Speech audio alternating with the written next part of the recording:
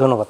আমি আপনার কাছে আবার ফিরবো। আমি কমরেড সাইফুল হক আপনার কাছে আসি আসলে হারুন ভাইয়ের কথার সূত্র ধরে, এবং আপনার কাছেও একটি বিষয় আসবো। জনাব তারেক রহমান সাহেব একটি বিষয়ে বলেছেন তার বক্তব্যে, যদিও তার দলের প্রতিনিধি ভালো বলবেন, সেটি হচ্ছে যে সরকার অগ্রাধিকার নির্ধারণ করতে না পারলে ষড়যন্ত্রকারীরা সুযোগ পাবে, কিছু কিছু দেখাও যাচ্ছে। সেখানে আসলে ইন্ডিকেটর করেননি যে কোন কোন বিষয়গুলো দেখা যাচ্ছে। আপনার পর্যবেক্ষণ কি, এরকম আসলে কোন বিষয়গুলো আসলে হতে পারে বা কোন বিষয়গুলো দেখা যাচ্ছে বলে উনি মনে করেন? আপনি যুগপৎ আন্দোলনে তাদের সাথে দীর্ঘদিন কাজ করছে আপনার দল। আপনাকে ধন্যবাদ প্রিয়ভাজন হারুন ভাই। আপনার অনুষ্ঠানের দর্শক শ্রোতা যারা দেখছেন তাদেরকে আমি শুভেচ্ছা জানাই। সরকার তো এটা তো আমাদের বিরোধী দল, সকল রাজনৈতিক দল, জনগণ এবং ছাত্র তরুণদের জি, সবার আমাদের একটা ঐকান্তিক সমর্থনের মধ্য দিয়ে সরকার তারা এখানে আছেন। সরকারের উপরে তো মানুষের অনেক প্রত্যাশা।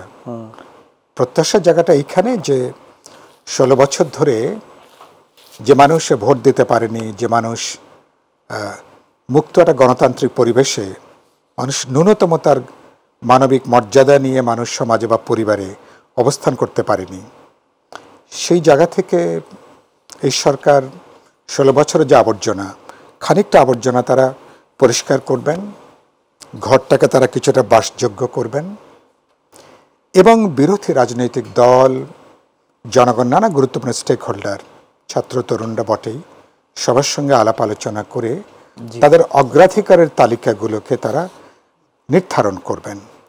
আর সেই অগ্রাধিকারে ইতিমধ্যে তারা 6টা কমিশন তারা গঠন করেছেন। নির্বাচন কমিশন সংস্কার থেকে শুরু করে গুরুত্বপূর্ণ জায়গাতে আমার বিবেচনায় 3 মাস লাগার কথা না, মানে যাদের কিনে করা হয়েছে ইতিমধ্যে তাদের অনেকগুলো হোমওয়ার্ক তাদের করা আছে।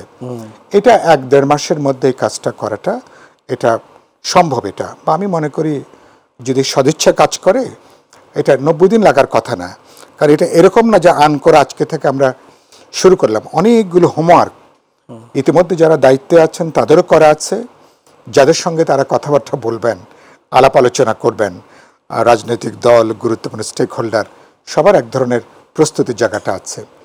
তো এগুলো এটা একটা বিষয়। আর আপনি যেটা আমাকে বলছিলেন যে ফলে এটা শেষ করে যত দ্রুত সম্ভব তারা একটা যৌক্তিক সময়ের মধ্যে, যৌক্তিক সময়টা কি, যে একটা অবাধ নিরপেক্ষ বিশ্বাসযোগ্য নির্বাচন করবার জন্য এটা কি 2 মাস দরকার, 3 মাস দরকার, না 4 মাস দরকার, সেটা আমি মনে করি রাজনৈতিক দলগুলোর সঙ্গে আলাপ আলোচনা করে কি কি গুরুত্বপূর্ণ কাজগুলো সম্পন্ন করতে হবে, কাজগুলো যদি ঠিক করা যায় আমার মনে সময় নিয়ে বড় কোনো সংকট বা সমস্যা হবার কোনো বিষয় নেই। সুতরাং আমি আসছি তো সেই জায়গা থেকে মনে করি যে যদি সেটা হলে আমি মনে করি কোনো সমস্যা নেই। যেখানে এটা উদ্বেগের জায়গাটা দেখা যাচ্ছে, আপনি আমাকে প্রধান প্রশ্ন যেটা করছিলেন, ইতিমধ্যেই তাদের ভেতর থেকে বা তাদের সঙ্গে যারা ঘনিষ্ঠভাবে কাজ করছেন এবং তাদের দেখা যাচ্ছে এক একজনের এক এক ধরনের বক্তব্য, তাদের মধ্যে খুব ভালো সমন্বয় আছে এটা মনে হয় না।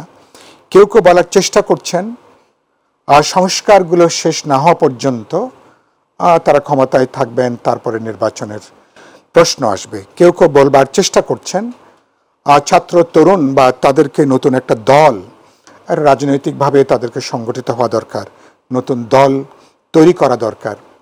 কেউ কেউ মনে হচ্ছে যে নানা ধরনের, আমি দেখছি নানা ধরনের কথাবার্তাগুলো আসছে, ফলে তারা আউট অফ ট্র্যাক হয়ে যাচ্ছেন কিনা তারা ওই যে কপালকুণ্ডল জিজ্ঞেস করছিল পথিককে, পথিক তুমি কি পথ হারাইয়াছ? তো মানুষের মধ্যে এরকম জায়গা যে আপনারা আপনাদের প্রধান যে কাজ, জনগণকে আস্থা নেবেন, বিরোধী দলগুলোর সঙ্গে আলাপ আলোচনা করবেন, মানুষের যে প্রত্যাশার জায়গাটা, যে আপনারা সংস্কার যে কথাগুলো বলছেন, আপনারা তো এখন বলছেন আমরা বিপ্লবী ওয়ার্কার্স পার্টি, গণতন্ত্র মঞ্চ বা বিএনপি, আমরা এটা বলছি অনেক বছর ধরে, এটা আমরা বলছি গত 1.5-2 বছর ধরে আমরা 31 দফা সংস্কারের প্রস্তাবনা আমরা কিন্তু দেশবাসীর সামনে হাজির করেছি। কেন? শুধুমাত্র দলের পরিবর্তন না, রাষ্ট্র, সরকার, প্রশাসন, সংবিধানের, সমাজ জীবনের একটা গুণগত একটা গুরুত্বপূর্ণ পরিবর্তন, যেখানে সরকার হবে, যেখানে জবাবদিহিমূলক স্বচ্ছতা জায়গাটা নিশ্চিত করবে। ব্যাপারটা এরকম না যে 5ই আগস্টের পরে বিষয়টা এখানে আসছে। এটা ভালো দিক যে সবাই এখন পরিবর্তন বা সংস্কারের কথাগুলো বলছেন, কিন্তু যেটা বলতে চাই, সংস্কারের সব দায়িত্ব তো এই সরকারকে আমরা কেউ দেইনি, জনগণও দেয়নি, রাজনৈতিক দলও দেয়নি, কোনো গুরুত্বপূর্ণ স্টেক হোল্ডারও দেয়নি। মানে কেন? কারণ এই সংস্কার তো ধরুন আপনি 6 মাসও কিছু করতে পারেন, 6 বছর 16 বছরও লাগতে পারে। তাহলে আপনার এই যে সংস্কার যেটা চলমান প্রক্রিয়া, তাহলে আপনি এখন অগ্রাধিকারের ভিত্তিতে নির্বাচন কমিশন বলি, প্রশাসন বলি, অথবা আইন শৃঙ্খলা রক্ষাকারী বাহিনী বলি, নির্বাচন সংশ্লিষ্ট জনজীবনের সবচেয়ে নিরাপত্তার জন্য যেগুলো গুরুত্বপূর্ণ সে ব্যাপারে আপনি উদ্যোগ গ্রহণ করবেন। বাকি কাজগুলো আলাপ আলোচনা করে নির্বাচিত জনপ্রতিনিধিরা, নির্বাচিত সংসদ, ইতিমধ্যে আমাদের পাবলিকলি কমিটমেন্ট আছে, আমরা কোথায় কোথায় কী কী পরিবর্তন করব, সেখানে নিশ্চয়ই এটাকে আরও যুক্ত হতে পারে, এটাকে আরও সংযোজন বিয়োজন করা যেতে পারে। অনেক প্রশ্ন এই প্রথম, অর্থাৎ তারা যদি পথ হারিয়ে ফেলেন, উদ্বেগের জায়গাটা এইখানে যে তাদের মধ্যে কোনো অতি উৎসাহ কাজ করছে কিনা, তাদের মধ্যে একটা অনির্দিষ্টকাল ক্ষমতায় থাকার কারো মধ্যে এর প্রবণতা কেউ আমরা দেখছি, তাদের কিছু কিছু বাড়তি কথা দেখছি, কিছু কিছু অতি কথনও আমরা দেখছি, কিছু কিছু মানে রাজনীতিকদেরকে শিক্ষা দেবার জন্য কিছুটা সবক দেবার মতন করে কিছু কিছু কথা কিন্তু আমাদের কানে আসছে।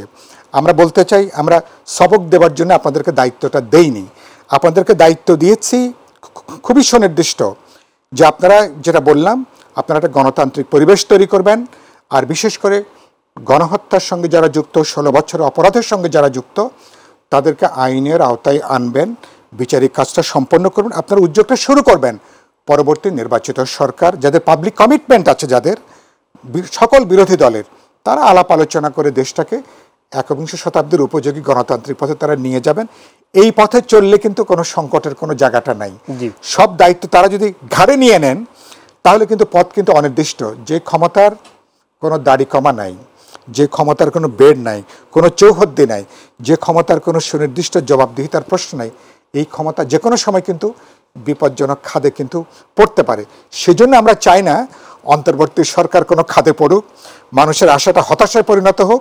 আমরা চাই আমাদের যে সমর্থনটা, এই সমর্থন নিয়ে দেশটাকে তারা গণতান্ত্রিক পরিবেশ তৈরি করবেন, সামনে গণতান্ত্রিক অভিযাত্রার দিকে তারা যাত্রা করবেন।